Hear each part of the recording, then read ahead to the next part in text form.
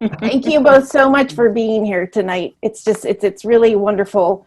And as many people probably do know, and maybe some people don't know, we had planned on presenting this amazing work of yours, Sarah, live during ADF's 87th season this summer. But as we all know, COVID has stopped many things, including ADF season and a lot of live performance. So we took a risk.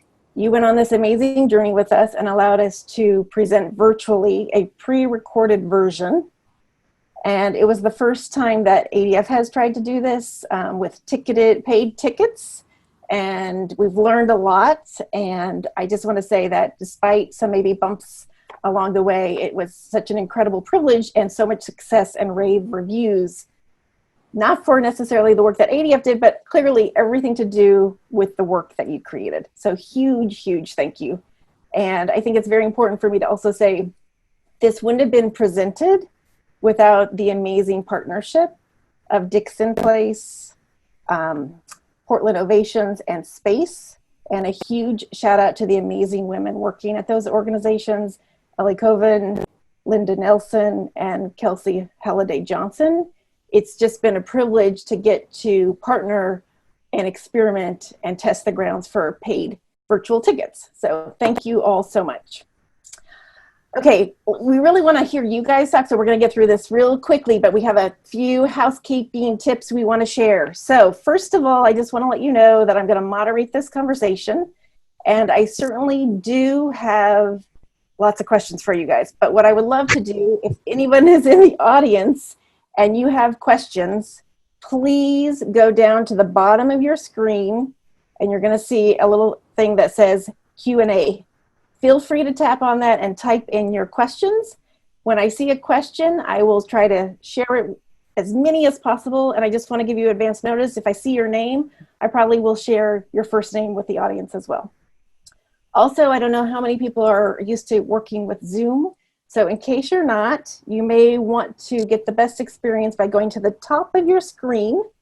And if you go there, there's different ways of seeing the pictures on your screen. So you can go and click on a thing that says Gallery View at the very top of your screen. Scroll over it, top right of your browser. If you want to, you might even choose View Options and get us in different orders on your screen. Totally up to you, but let's join the fun and get started with some questions. Sarah, Chris, how are you feeling tonight? Excited. Thank you for this. Yes, thank you. Thank you both for being here. I think so many people saw this show, and I think so many people are excited to hear you talk. And Chris, they're really dying to know what you think of this piece. But Sarah, let's start with you from the beginning. It's very curious. One could say maybe you had 14 years to gather your material for this piece, but I'm just sort of curious actually how long and did it take you to make this piece, and when did it actually start? Where was the first inkling of ideas that you wanted to do this? Just a huge thank you for going on this journey with me. It's been such a learning experience and a whirlwind of a week, and I think really positive for me. So just thank you to ADF and Ovations and Space for this journey with me, and Jodee for your leadership throughout it all. So thank you so much. For those who are aware of my work, I take very personal topics and bring them to the performance space live using movement and text and sound and song and audience interaction and humor. And I use humor very strategically as a way to bring out these very personal topics to connect to audiences and also to help me heal. I call it repertoire of work, my healing dances. And my body of work tracks my life. And I really make what I know and know what I make. And I had come off the heels of tense vagina and actual diagnosis, which I did premiere at Space in 2015 in Portland, Maine, where I reside with my husband and two beautiful daughters and our new COVID puppy. And also brought it to American Dance Festival the following summer. And that piece really talked about postpartum depression. It's called Tense Vagina, an Actual Diagnosis, and talked about postpartum depression and post-childbirth urinary incontinence naturally. So I shared a piece about, early motherhood, knowing I could connect to many others on, a really beautiful and challenging time. That piece toured for 3 years. And, while that was touring, I got into a good rhythm, and my children also started to age.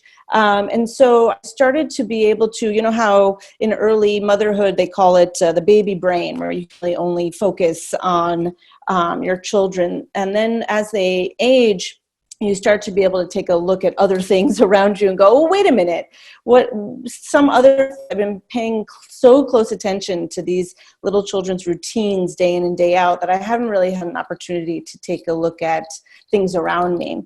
And so when I took the time to do that, once Tense Vagina was really up and running and touring, I really able to shine a light on my marriage. And at the time, I really was pointing a finger at you across the hall, husband, and was really in the other room, was really angry. I really accessed some deep anger of like, oh my God, doing everything wrong, and sadly not taking any responsibility for my own shortcomings. But the recipe of my anger and not being able to see straight is sort of a trigger point for me that I need to make a dance. So that was in 2016, I started the process. 2017, I started the process. And then I've been building the piece for 2 years. And then I premiered it in October 2019 at Space, and was lucky to bring it to Dixon. Did I mention Dixon Place at the beginning? To Dixon Place in February for a New York City run, which was such a blessing because I got to have a wonderful two weekend run in New York City just before the virus took hold. And I think that answers your question. But blah, blah, blah, blah. That's great. That's really wonderful. And we'll throw it over to you, Chris. Here's a question for you is, did you see the piece or any of the material before it premiered? So just want to make sure you guys can hear me. I unmuted my audio. Can you hear me okay? Perfect. All right, great. Sure. So, I always say to people, I know the content.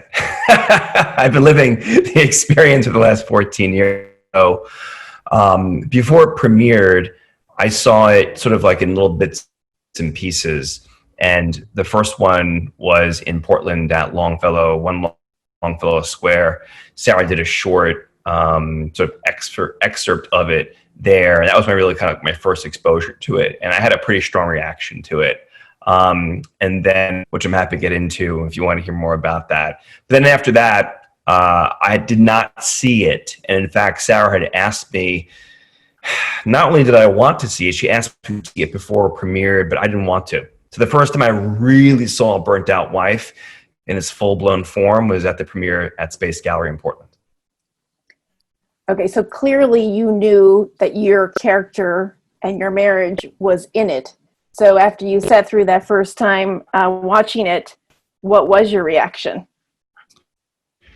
So, going back to the one Longfellow Square event, I responded pretty strongly to it because, and Sara may debate this, I was watching it. I heard her say my name on stage. And, I'm someone who's, I'm pretty sensitive to begin with, and don't necessarily like being like the butt of people's jokes, especially in public. And so when people were sort of like laughing and kind of having like a, rip-roaring time, I really kind of took it at like my expense. And so I didn't really enjoy it, especially sitting next to my two daughters while I watched like a room full of people like laugh along with my wife at me. I never said your name. I never said your name. You know, Sarah does a lot of improv in her shows, and while it may not have been scripted, I'm pretty sure that I heard it. But the thing is this: is that what sort of, whether she said it or not, that was mine, and it was actually valuable because when she did the show at Space Gallery for the premiere, it was very, very clear that she was not using my name. So in a lot of ways, it really kind of helped objectify the experience for me. And as a result, I was really able to look at it more as an audience member. And I totally loved it. In fact, you know, I probably laughed the most and the loudest of anybody in that theater. And I saw it multiple times. And I think when people found out afterwards that I was, in fact, Sarah's husband, surprised by how much I really enjoyed it. But I think, you know, I really kind of brought it into full production. It was very, very clear that she was creating a character, right? And it was not necessarily about, it was less about our marriage and about like this character's relationship to her experience. And the other thing too that kind of for me, when I saw the show at Space Gallery, is that, you know, this was any audience reaction to the character was, you know, it was their interpretation of their perception of Sarah's interpretation of her perception of the marriage. And so in many ways for me, it felt at least 4 layers removed from reality. So I was able to really kind of look at it as like an audience member and have fun. And say, oh, that's pretty wonderful of you. That's very good. I'm so curious, Sarah, really quickly, like in all of the pieces I've seen you create, there's not much that I think that you shy away from or say that is not going to go in it, even though it's really funny and it's really powerful. Was there anything in this piece that got left on the editing floor because you said, even though this is universal in the end, it's just too vulnerable to put out there? Yeah, there was a lot. This was that got edited out. This was the first time, and what a learning experience for me. This is the first time in my 20 years, my 20-year repertoire or body of work, this was the first time that I had a piece that I made that wasn't solely about myself, which of course sounds narcissistic and is, but this was the first time I was really incorporating another person into the character work. And that came with some, limitations and some consequences and a real learning experience where only ended up putting a character on the stage that was a version of myself. So much of it was coming from reality that there was a line that I couldn't share, that had to stay private because it wasn't just my own story. So I tried to push myself as much as I could without really upsetting my husband. And again, since he had chosen and elected not to see it ahead of time, I really wasn't sure, what he was to respond to. So that kind of impacted a little bit of my creative process. However, as Chris writes, I really didn't want this to be a piece about Chris and Sarah's marriage. I think that's totally the purpose, but rather more a comment on the construct of marriage, which I think I was successful. So it wasn't like it was a big sacrifice to leave out, how, Chris is in bed next to each other, or how our bodies shape, or, a lot of the details that came up in the creative process, I don't think were lacking from just because they didn't make it into the piece. I don't think the piece suffered from that. Mm-hmm. And can you give everyone, if you're willing to, an arc of sort of your marriage, maybe before the piece, during the making of it, and after the piece, in terms of, do you still feel burnt out, or do you feel rejuvenated, or is that something we're all gonna, after 7 years we all live with for the rest of our marriages, or how do you feel, both of you? I'd love to hear from both of you. I mean, I'm certainly burnt out, and I think that not unique, and I think relatable, and I think it's important to continue to say that, so it generates discussion, not just in my own relationship, but in hopefully people who watch the piece or are listening now, that I don't think we need to pretend that it's all roses all the time. I will say that the piece has accomplished what I always try to do with all works, which is to bring about some level of change and growth, while I never quite fully kind of solved the issue, although I do no longer pee in my pants, which was my issue from Tense Vagina. Our relationship has really taken a journey and still going. So for me, prior to, there was a lot of, like I said, really anger directed at this particular person. And from where I sit, just a tremendous amount of blame of like, well, he doesn't do this, and you see that in the piece, in the Take Care rant. Well, I change this and I do that, and he doesn't do this, and I do everything. And I still do a tremendous amount of the kind of typical duties.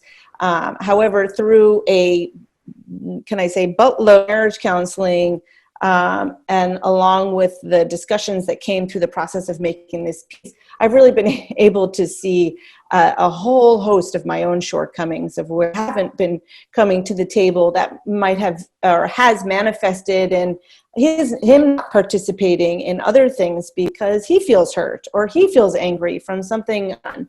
And I really didn't see my own flaws in my marriage that I was 100% responsible for prior to working on this. And so it's just to bring it home to say now, while a lot of the same, problems that any marriage might have still exist, we have, and in particular with the added kind of weird silver lining of spending all day, every day in the same space together as a result of a pandemic, we have a lot more channels of communication than I tend to fester and hold inside and get really angry, make a public piece about it. And so now I've been able to kind of access more channels privately, good idea, to communicate with my husband and bring my own issues and my own flaws to the table. Thanks for being so honest. Chris, how about you? Well, as far as the marriage goes, since Sara started the piece and, the experience of it, I think the marriage has actually gotten better. And I think primarily because of the therapy that she and I went through together, which really involved a lot of self-reflection and communication. And I think that's been actually like one of the greatest outcomes, if not the greatest outcome for the marriage.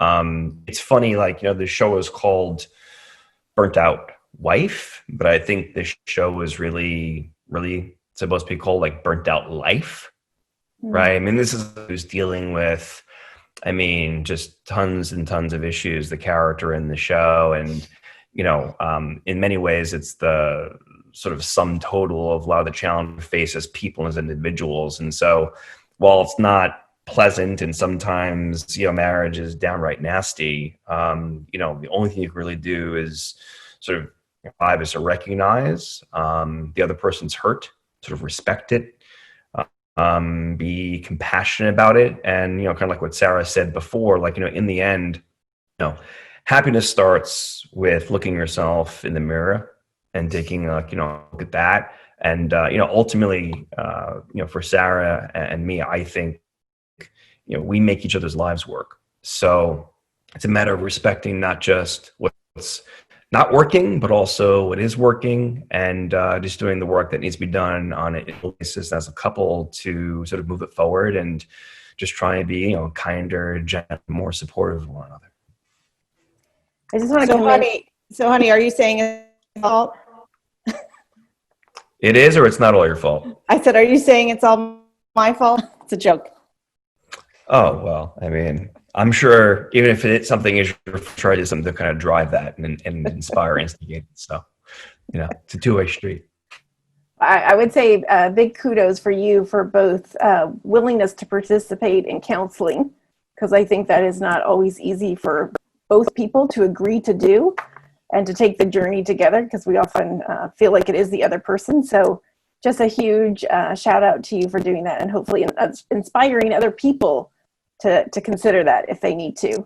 But really quickly, Chris, I want to ask you, did you have any idea if Sara was burnt out? Could you see it at all before the beginning and the creation of this piece, that what she was going through?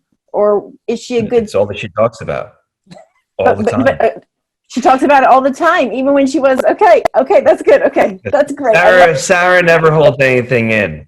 Okay, I love it. She never holds anything in. So, No, I said earlier, I fester. Fully aware. I definitely fester. My funny marriage counseling story was, we were doing all this marriage counseling, and I was brought my notebook, and I was taking down all these notes. And I remember Chris was saying something at one point, and he was like, "Oh, great that you're getting this down." And I looked over at him, and I was like, "Oh, sorry, sweetie, I'm working on the piece." It's great. It's great. Okay, so we have a question that's come in from Cynthia. She said, you mentioned being together during the pandemic. How has it changed your day-to-day lives, and are you still able to be creative? Well, I'll take that one first. Okay, honey, you go for it. Well, you've taken every single one so far. So. Well, it's my show, so there you go. Always a solo performer. So glad you're with us, Chris, tonight. Take it away. So one thing, Cynthia, that is important to know about the pandemic is that this is the first time since we moved up to Portland, Maine, 5 years ago, that I've actually been home for more than 6 at a time. So that's been a massive adjustment. And, it's been great. And it's not been great. It's been a real sort of, for me, just kind of being here. I'm used to traveling, all over the Northeast as well as, overseas. I often spend, like in the fall of 2019, I spent literally half my time in England. So I'm constantly back and forth. So being here and being completely situated in the family space, a bit of a challenge. It's been a transition. I'd say the first few weeks were pretty rough. It was very, very hard to kind of like separate like family life and work life because it was constantly all the time in the same space. But, we have found a rhythm. We have found a way to, I think, support one another, give everyone the space that they need, but also what we need for ourselves professionally and personally. And I think one of the positive things that have come from the pandemic for our family is it's actually brought us closer together. I mean, just being able to be with, not just Sarah and kind of work through things, continue to communicate and be on the same page and, actually have the time and the space to kind of have real kind of conversations. That's been, great. And also, we have 2 small daughters. Our older daughter is going into 6th grade in middle school, and our younger daughter is going to 4th grade. Really, sort of important ages, and sort of being able to be here and develop deeper relationships with them has been, for me at least, has been great. Well, I wouldn't say it quite like that. Of course not. I think it's been really hard for across the world. So, it's been hard to make sense of everything, and we're doing the best we can. I don't think I would paint as rosy a picture, but that sort of epitomizes Chris and my personalities anyway. He's glass half full and I'm glass half empty. And Cynthia, in terms of being creative, I have not been able to be creative at all. And I know I'm not alone, and I know I don't need to pretend. I have been invited to make new work, and I've been invited to make new work virtually. And I have turned those both down because I can't think straight. I mean, between, how are the children going back to school? Systemic racism and what's my role in it? The world is going to, we could go on and on. I feel like my brain is under attack, as again, I know that's the case for so many. And I'm just doing a lot of thinking and feel very far from the creative process. I can't tell you how many people say to me in the most loving way, can't wait to see that COVID dance, and just how disconnected I feel to making a piece of art that reflects this time. I'm just like deep in it and trying to make sense of it. I think, this is the most complicated time of my life and yours, and no, So no, I'm not able to be creative, and I'm holding on, but really trying to focus on my kids and, doing a deep dive into some systemic racism work and how I can show allyship. And that's where my focus has been at this time. Really, one more thing to add, Jodee, before we move on is, Sarah's point's well taken. Obviously, due to the shutdown and everything else that's kind of come on with COVID, it's really affected the creative arts and creative creators. And it's been sort of interesting, or not so interesting. It's been kind of difficult to Sarah sort of deal with some of these kind of questions of identity and, what's my future going to be like as a creator. Whereas on my end, I work in the education space. And so it's interesting how, the two industries that we work in, they're experiencing very, very different sort of challenges. And so I'm actually working more, whereas Sarah might be kind of working less. And so that's something too I think it's kind of fed some of the, energy in the house. Yeah, and I'm still grieving my tour. I worked really closely with Francine Sheffield, who represents my work. And, it took us 2 years to build a tour and 3 days for it to go away. And I just can't be like, oh, okay, let's move on. What's next? When I poured so much into this piece, both, creatively, figuratively, and then also financially. So, I do get a little frustrated when a lot of people are like, well, I'm sure it's something new. And it's like, no, I'm mourning the reality of what this, what is the life and the future of this piece, and what is the life and the future of the world, and how do I make sense of all of it? So I want to get to, there's some other great questions, but this is a great opportunity just to say, we're going to put in the chat tonight the website for Sara Juli. All artists are having a really difficult time financially. So if you are inclined and had a great experience and want to help Sara Juli build a fund to help support her when she is ready to be creative again, I know that she would be incredibly appreciative, and so would ADF. So thanks for considering that. We have a great question from Nancy. She says, how did your children respond to the piece? Oh, they have not seen it. No. They did not see it. Well, I mean, between, the masturbation and,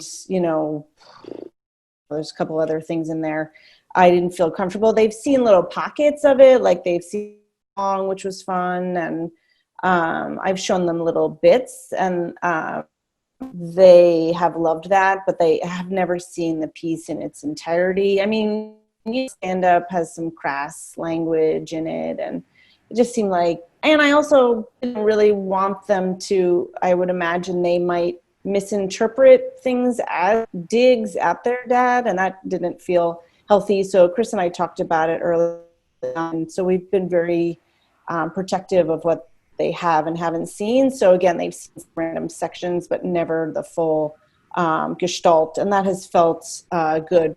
They're very proud of both Chris and our career, and very supportive. And Byron did a preview for this and mentioned myself and Chris and our two daughters and our new COVID puppy, and his name is Brooklyn. And the girls, I think, were the most excited that Brooklyn, our puppy, had his first piece of press. So I would say that's where their head is focused right now. So I think I misheard, but earlier, Chris, did you say that they sat with you to see maybe a short version of this, or no? Yeah.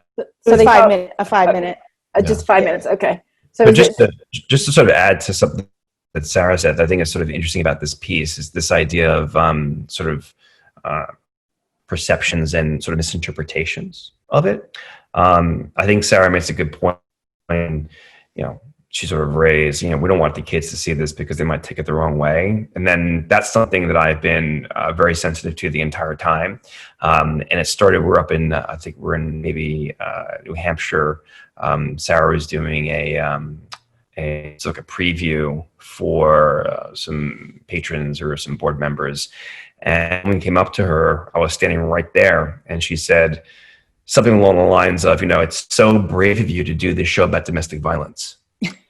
And, I was like, whoops. what? Yeah. Right. Yeah. And it was interesting how, something like that. And then also some of the previews, I mean, look, I respect the press, but, they have a job to do. And sometimes they'll try and put the most provocative articles out there. And, there is some press before, I think, the Portland piece, which is like, effectively this show about this woman who wants to divorce her husband. And so there's just been a lot of, I think, kind of controlling the narrative around what the show really is has been, I think, an important piece of it. I think when Sara actually began the piece, she kind of approached like one kind of show. And then as we went through, the marriage counseling and she went through the creative process, it kind of evolved into something else. And so sort of managing that narrative around the show and people's perceptions around it has been an interesting challenge. Okay. So the really quickly, Sara mentioned an article, and it was Byron Woods, who wrote for the Independent Weekly. Is a Durham newspaper. So just if anybody wants to know that. So we have another nice comment and question. So Martha says, first, it was so wonderful to see Burnt Out Wife again. Thank you all for getting it out to us. For both of you, she would like, have people talked to you about insights the piece brought up for others about their own marriage? Have they come up to you and started talking? Yeah, I've had a few comments. I mean, more than a few, but really, after the live performances, and this is always when people do come up to me and connect it to their own lives. It's always a reminder of my purpose for this work, and that this is why I believe I was put on the planet, is to do this work, to have people come forward with their own stories. And I should have captured and written a book about all these stories about other people's vaginas, because I got a lot of information that was really critical. But anyway, for this piece, I had several people come up to me, and there was a trend of largely recently divorced women tended to be where I've received the most kind of in-person post-show feedback. A lot of people saying just like that really kind of got at so many emotions. I think you've captured something where things that I didn't see, or we didn't see, or he didn't see, or I didn't see, and that we didn't address, and here we are.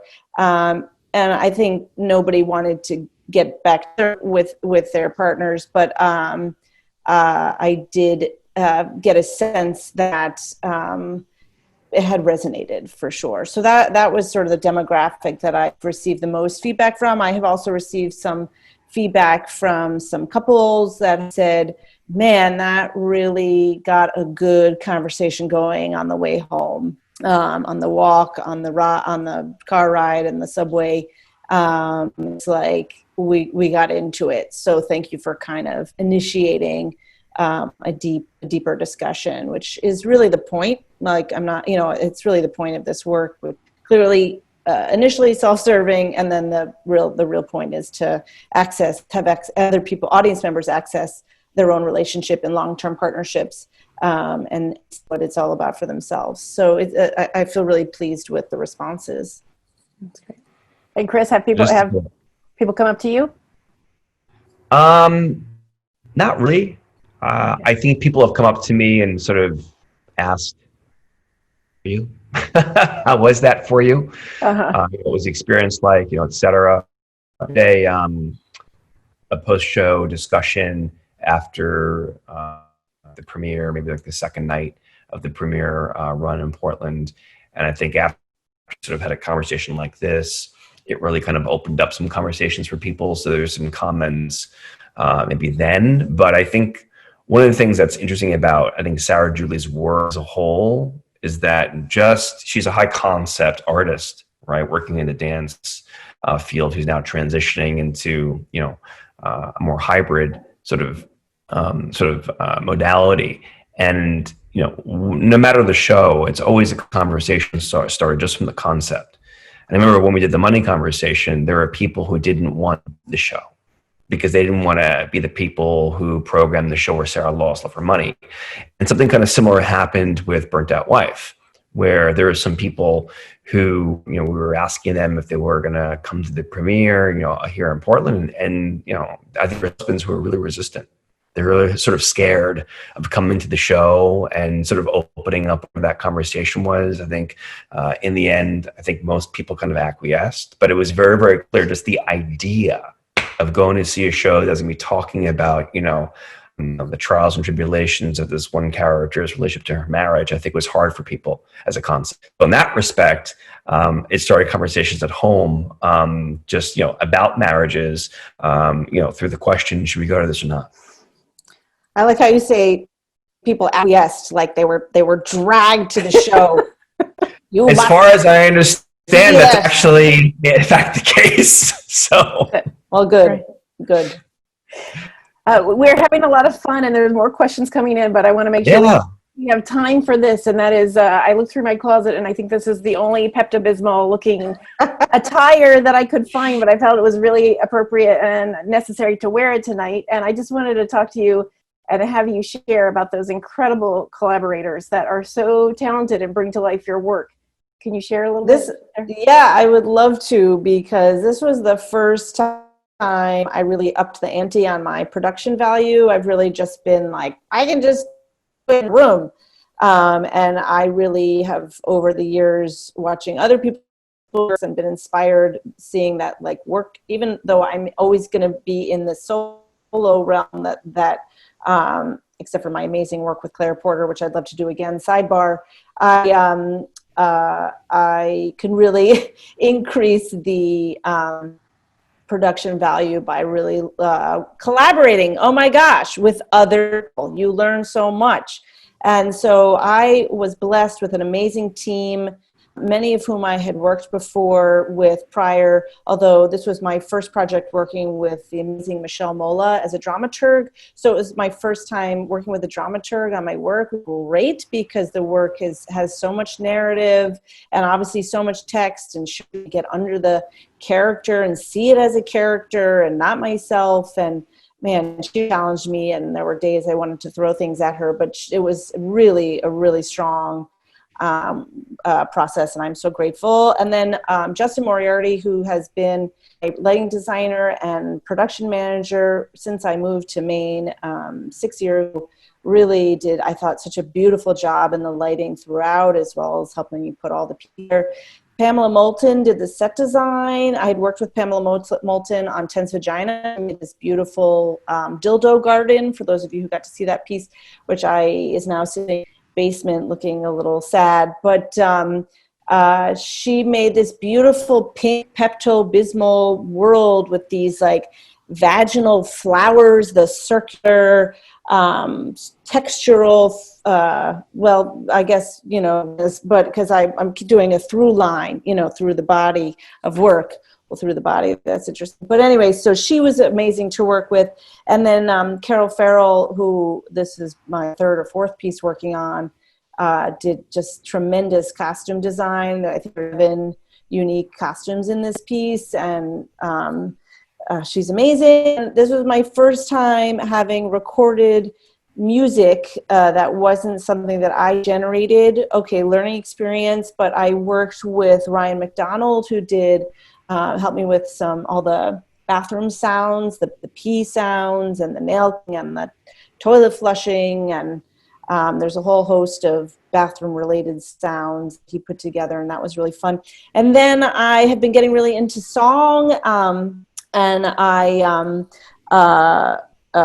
worked with Sorcha Cribben Merrill, who's a local talented singer-songwriter, on Only in the Bathtub, and she and I co-wrote that together, and oh my gosh, we had a blast, but I learned a lot about songwriting. And then lastly, and I got Jenna's question about stand-up comedy, I see in the Q&A, which is I work with Tim Farrell, who's in Portland here. He's like the comedic coach guru and is amazing. And he had a workshop for stand-up comedy.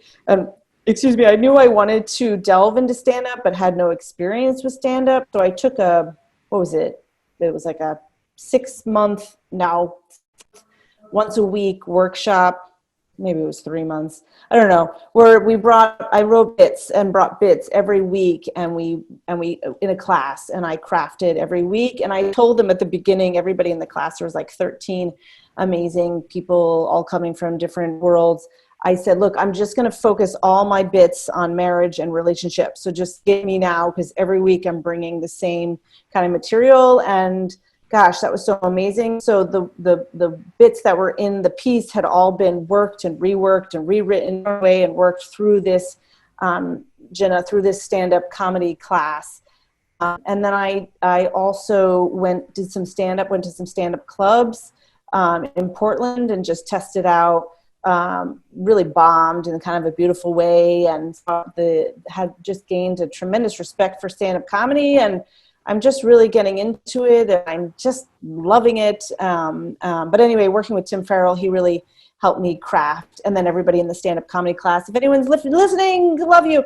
And just had an incredible creative team. And then last but not least, my Franfield, who represents my work, she's been doing just an amazing job on the show. And then Delaney McDonough, who is like my administrative extraordinaire and helps me with all things tech, because I did not get tech savviness in my brain. Okay, anyway, thank you for the opportunity, because it was just a wonderful team. If I can add to that, Sara built an amazing team around her, really. Excellent relationships, incredibly smart, talented, passionate people. And, the proof's in the pudding, and it's interesting. I was probably Sara's first collaborator, and I see Burnt Out Wife as probably her greatest achievement aesthetically and production wise. I think that The Money Conversation will always be my favorite show because of its, just how unique it was, and it's just the gutsiest show I've ever seen in my entire life. But I think Burnt Out Wife really kind of marks Sara's sort of virtuosity in singularity as a performer.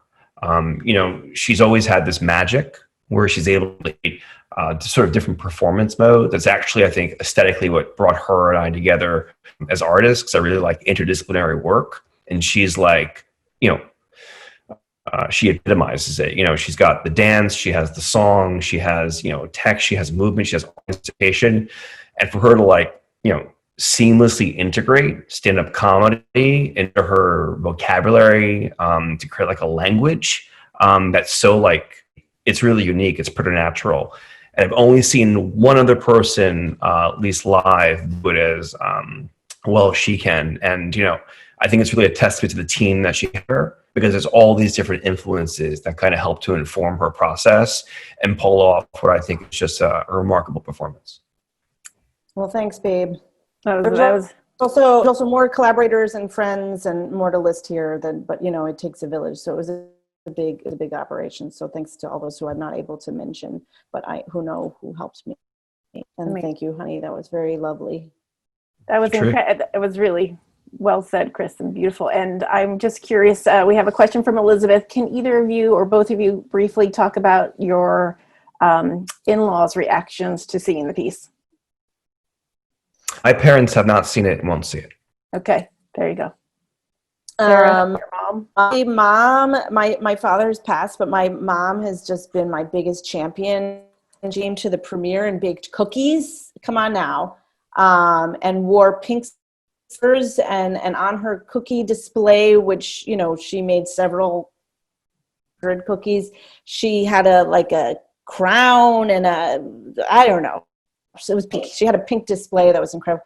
She's been and she's my merch director. I mean, she has been selling t-shirts at every show. She sometimes follows me on the tour when she can. And oh my gosh, she's been just a huge support and fan, as has my uncle Herb, and just feel very, very supported by my family. So can we talk really quickly, Sarah? I have in my closet this beautiful t-shirt from your last show. And yeah. I'm just curious if you're going to have t-shirts. You have to show the front. I will, but I want people to really see this design, because you talked about collaborators. I think we also need to know who artistic. Yes, this is Devin Kelly Yurden, who's an amazing illustrator based in Portland.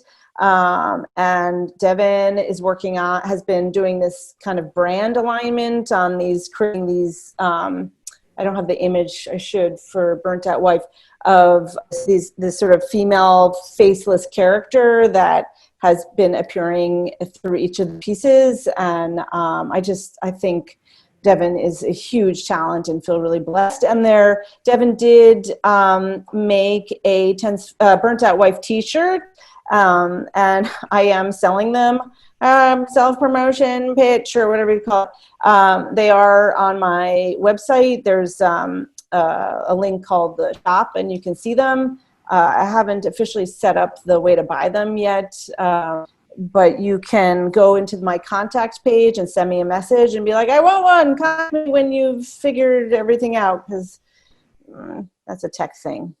Okay, well, why don't we do this? We'll help everybody, and everybody that bought tickets, we will email them and let them know when your shirts are available. Oh, that'd be amazing. Okay, thank you so much. Great. They're very fun. So we have a question from Dan. This is for you. I'm curious if Chris was ever excited on some level that Sara might be compelled to make a show about him. No, not at all. Honestly, I was afraid. Uh-huh. Like I was saying earlier, I'm not sure, Dan, if you were on the call just yet, but one of the sticking points in our relationships is, I think Sara uses me as, the butt of the jokes in public settings. And there's no larger public setting other than, television, although now we're on the internet. And I was afraid. I was afraid of what she'd say, because oftentimes she makes things up, and who's I object.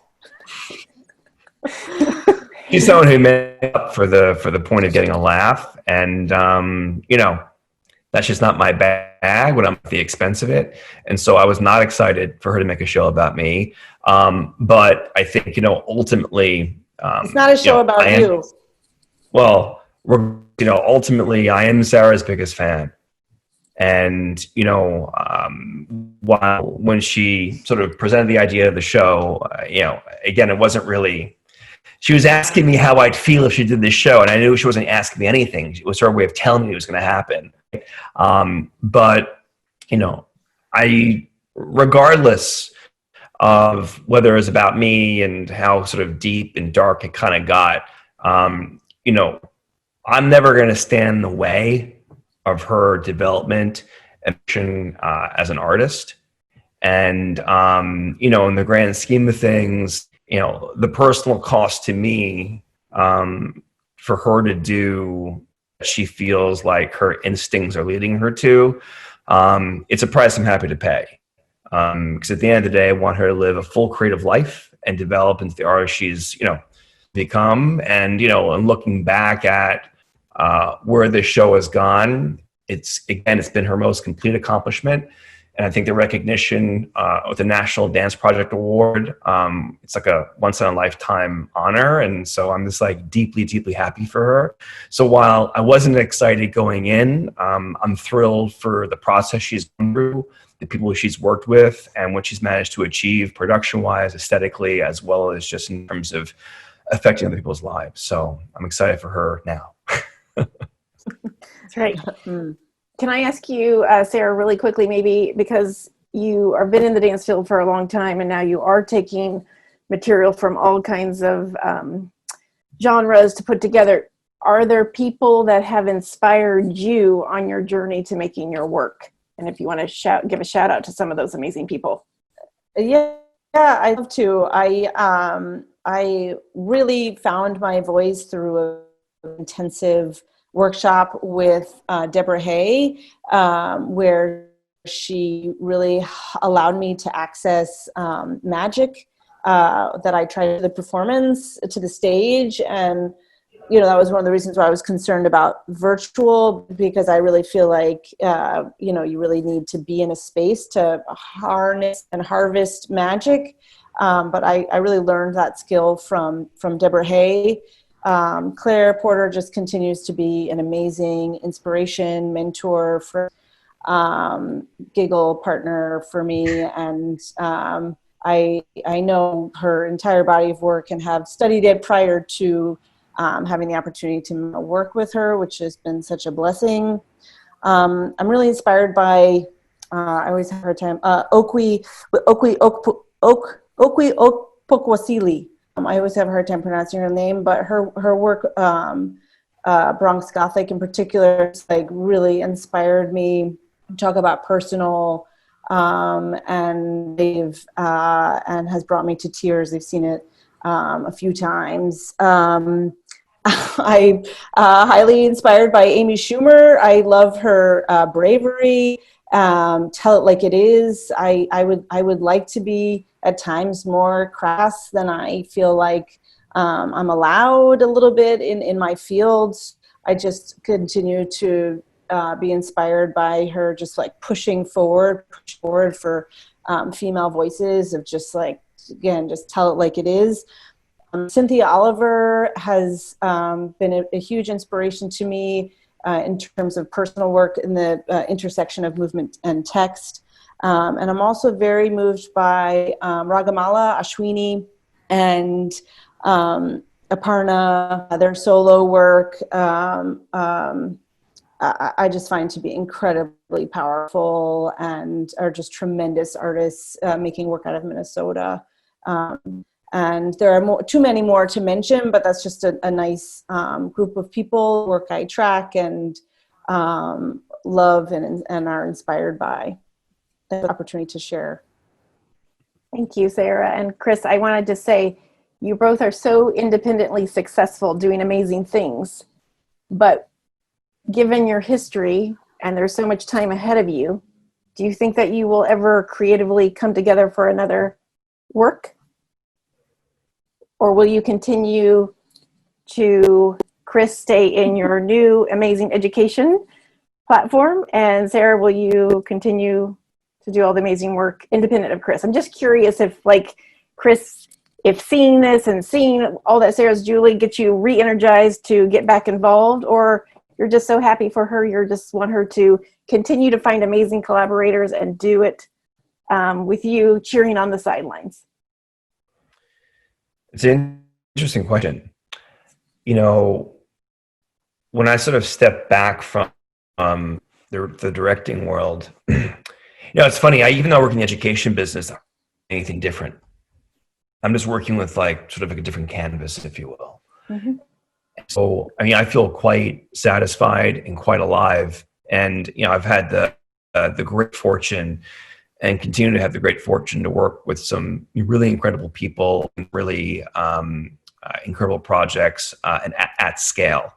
And so, I've never thought about kind of getting back into the rehearsal room really with anybody. That said, some of the things that I'm with do involve arts education. And if there were ever where I wanted to bring in somebody from the field of dance, it would be, of course, Sara Juli. It's funny, we kind of still collaborate a bit because Sara has been teaching a class at Bates during like their spring semester. Short term. She does short term.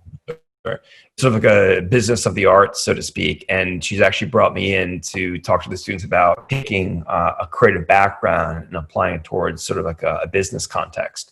Mm-hmm. And that's sort of like the one way that we continue to collaborate in that respect. But as far as, Sara goes and her work goes, I'll always support her, and I'll always be the one who's, pushing her to do the things that she's afraid to do, because those are the things that she must do as an artist. And I think that's, growth is going to come with further collaboration with the people I collaborate with now, but also new people. And I think, my role in her life is just to stand, beside her, stand, behind her, and do whatever I can just to kind of help her do the work that she has to do. I think we collaborate mostly on the raising of our children and now this puppy. And I think the I think the separate, or I'm doing it all, right? I think I'm doing it. The separation of church and state is at play here. where I'm just working with Michelle as an outside dramaturg and not having her be involved in my personal life. I think she's just been instrumental for my artistic growth. So I think not now, but he continues to be a great editor and sounding board. But I think the boundaries are healthier for us when he's not actively collaborating with me. Yeah, I mean, look, we're still figuring out, how to be a married couple. I mean, that's really the collaboration right now, to be quite honest. And those are the new experiences I think that we have before us, and where we want to sort of spend our time collaborating. Yeah. I want to collaborate on getting massages on my feet. That's where I want to collaborate. And my neck is tight, sweetie. I think I know what you guys might be able to do tonight. You might have a fun time tonight. I will say, last night I had one of those aha moments, Sarah, with I think people that see your work. One of your earlier versions talked about the need for preheating an oven and letting it get all the way to the temperature of it preheating before you put something in it. But anyways, I just wanted to say that last night I had to go run and do something, and I wanted to put something into the oven, and I had preheat, and I said to my lovely husband, can you put that in when it gets to the temperature and it dings? And he's like, put it in now. And I would just want you to know, you are in my mind so often now because of all of the really funny things that you brought to the forefront. So I just want to thank you, and to say that so many people are saying how much they love the show. They appreciate your humor and really your honesty. Found it inspiring and so moving. So I just it's a great way to end. And Cynthia came back. She had asked a question earlier, and she just wants to say, I tell my husband I cannot divorce him because my whole family would take his side. Sarah, I think you might be in the same spot. Chris seems pretty wonderful. So I think you're sweet. Thank you, Cynthia. I think you're both wonderful, and you have wonderful children. And I just want to say we're so grateful that you're part of the ADF family. We can't wait to get this piece live. So if you saw it, just know that you get to see it again when we can all come back together in person. I thank everybody for tuning in tonight, for paying to get tickets to see this show and to support the arts organizations and artists during this incredibly difficult time. I hope everyone continues to be safe and well, and we'll look forward to seeing you at our next virtual event. But huge gratitude to you both. Thank you. What a wonderful opportunity. Thanks so much. And we have to thank really quickly the ADF staff and Duke University staff for helping making this happen. We've entered a whole new realm of discovery. So here we go.